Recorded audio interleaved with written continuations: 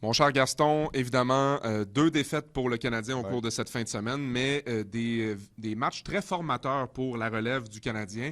Et on a beaucoup parlé de Lane Hudson, de Logan Mailloux. On va en parler, mais j'ai envie de commencer avec David Reinbacher, pour qui chaque expérience sur une patinoire nord-américaine, c'est des notes de plus dans son calepin. Et on a senti quand même qu'il était de plus en plus à l'aise plus la fin de semaine avançait. Oui, puis comme tu l'as dit, je pense que c'est deux défaites du côté du Canadien de Montréal, mais les gens ont apprécié le spectacle. On a eu encore une fois beaucoup de jeux offensifs, les défenseurs, puis là, les attaquants s'en ont mêlé un peu. Mais quand je regarde un gars comme David Reinbacher, pour moi, il a déjà progressé face à son match d'hier. Moi, là, je vous dis, ce ne sera pas un défenseur super spectaculaire, mais il va être très efficace.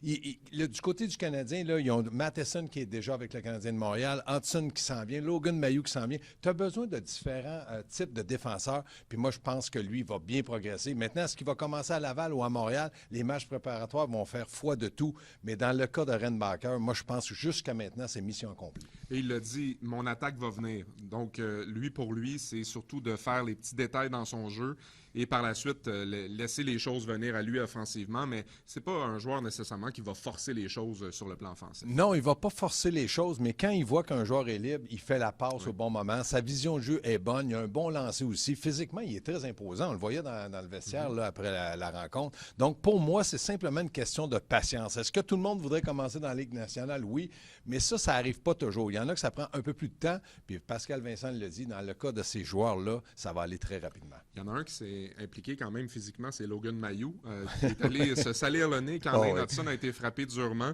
Et c'était une bonne chose de le voir défendre son coéquipier. 10 minutes d'inconduite, revient et finalement marque un but avec un tir d'un angle restreint, un tir foudroyant. Logan Mailloux a vraiment démontré à quel point il est capable de faire plusieurs choses sur la patinoire. Mais quand tu regardes les deux matchs qu'il a joués, il a été un des meilleurs défenseurs du Canadien de Montréal. Pourquoi? Premièrement, il jouait avec Hudson, donc c'est pas facile de couvrir un joueur qui est constamment en mouvement comme lui. Donc, moi, j'ai aimé ce que j'ai vu de lui, j'ai aimé son lancer, j'ai aimé le fait, à chaque fois qu'il parle à un joueur, c'est son sourire moqueur, et ça met le feu aux poudres un peu. Mais je regarde Logan Mailloux, il est agressif, il est intense, il a du caractère. Mais Pascal Vincent, il dit, mais même, il agit comme un grand leader sur le banc. Donc, pour moi, jusqu'à maintenant, c'est peut-être lui qui ressort un peu plus, mais il y a déjà une année de vécu dans la Ligue américaine où il a été dominant, où il a bien fait, là, surtout après Noël. Et belle marque de reconnaissance de l'organisation de lui avoir Oui. mis un C sur son chandail pour ces deux matchs.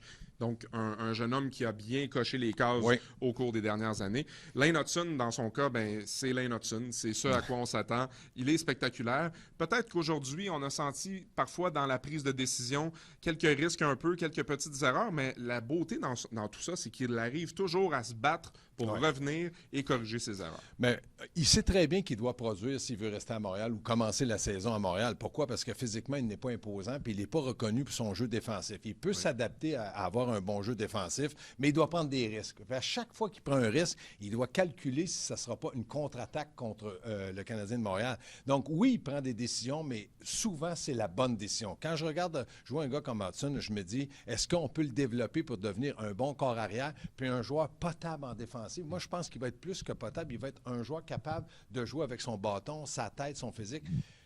Écoutez, c'est pas le gars qui va arriver puis qui va dire maintenant je vais m'adapter à un jeu très défensif. On va le garder dans son rôle. On sait qu'il est capable d'emmener de l'offensive. Maintenant, comme tu l'as dit, sa prise de décision, on va le corriger, on va lui dire fais attention quand c'est 2-2, quand on tire de l'arrière, tu peux forcer le jeu, quand on a l'avance, si on te fait confiance, on voudrait que tu sois un peu plus défensif. Ça, il va s'adapter. Donc, je ne suis pas inquiet non plus de voir Hudson. Mais lui, il le sait. Il n'y a pas grand temps pour prouver au Canadien de Montréal qu'il est capable de jouer dans la Ligue nationale dès le début de la saison, puis la décision appartient à la direction.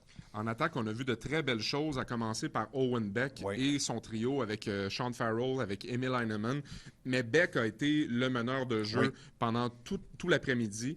Et on a vraiment senti que les trois étaient capables de menacer davantage. Sean Farrell a raté des excellentes occasions de marquer.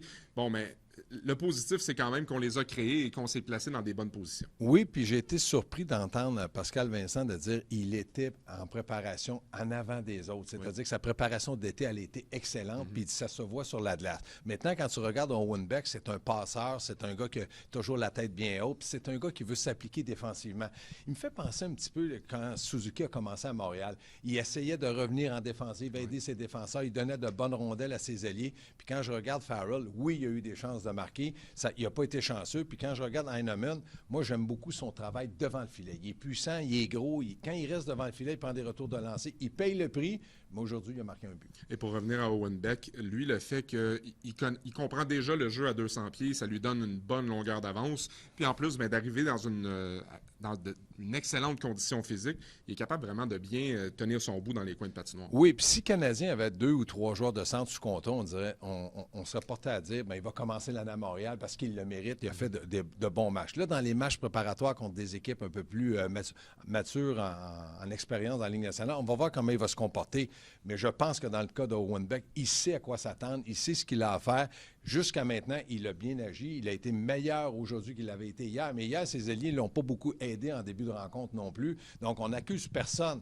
Mais quand un joueur de centre donne des rondelles et qu'on rate toujours le filet, bien, c'est plus difficile pour lui de se faire valoir. Pour ce qui est du deuxième trio, Riley Kidney, Philippe Méchard, qui ont été plus discrets samedi, beaucoup plus présents dimanche. Et Jared Davidson, lui, qui a été constant parce que 7 tirs au but dans le match de samedi, 5 dans celui de dimanche. Ça, c'est Jared Davidson, un joueur qui est constamment une menace sur la patinoire. Mais dans le cas de Méchard et de Kidney, on les a vus davantage au cours du match de dimanche. Exactement. Ils ont suivi un peu le trio d'Owen Beck. Donc, ils ont dit qu'ils sont capables de donner de l'offensive. En première période, j'ai trouvé aujourd'hui qu'il n'y avait pas beaucoup d'offensive de la part des attaquants. Mais à partir de la deuxième période, c'est là qu'on a vu qu'ils sont mis en marche. Tu m'avais dit en début du tournoi, tu vas voir Davidson, Gaston, c'est un bon joueur de hockey. Il est gros, il est puissant, prend des bons lancers.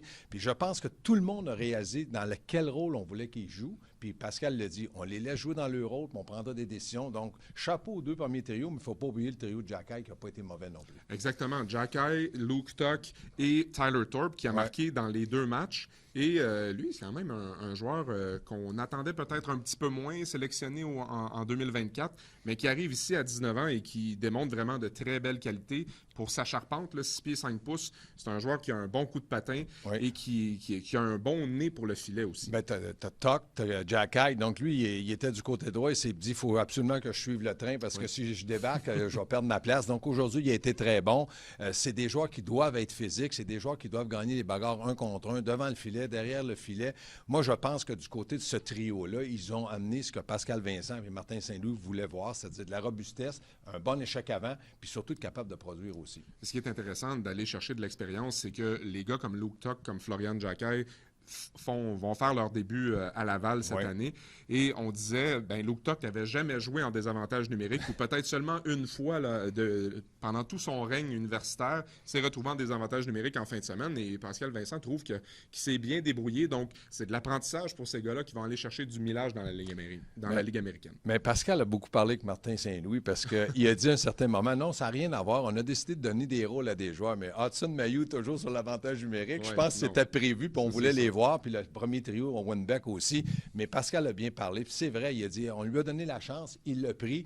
Est-ce qu'on va le développer comme ça? C'est pas évident. C'est pas une décision qu'on va prendre demain. Mais ça va dépendre aussi comment ces gars-là vont réagir lorsqu'ils vont être aussi dans la Ligue américaine. Parce qu'ils ne sont pas tous dans la Ligue nationale. Donc, quand tu commences dans la Ligue américaine, c'est certain que si tu produis puis tu t'appliques défensivement, tu as de grandes chances aussi qu'on te rappelle lorsqu'on aura besoin d'un joueur. Et en terminant sur les joueurs invités, chapeau à Charles Savoie qui a été sur la feuille de pointage d'attaquant au cours des 2 jours. Un joueur quand même intelligent qui est constamment près de l'action offensivement et qui trouve une façon de se distinguer. Bien, moi, quand je regarde la situation des joueurs invités, je me dis, il faut faire attention. Ils sont invités, donc après le camp d'entraînement, on va dire, gars, on t'a donné une chance, ça n'a pas fonctionné. Dans son cas, à lui, on va peut-être dire, écoute, on t'a donné une chance, va au camp avec le Rocket de Laval, puis on regardera du côté de ça.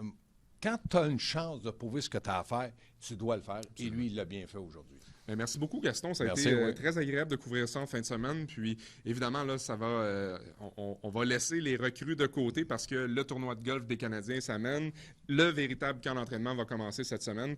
Là, les vraies questions vont commencer à se poser, surtout au niveau de la brigade défensive. Oui, puis la vraie question, c'est est-ce que Patrick Friolet est capable de jouer au tournoi de golf demain? À suivre. À suivre.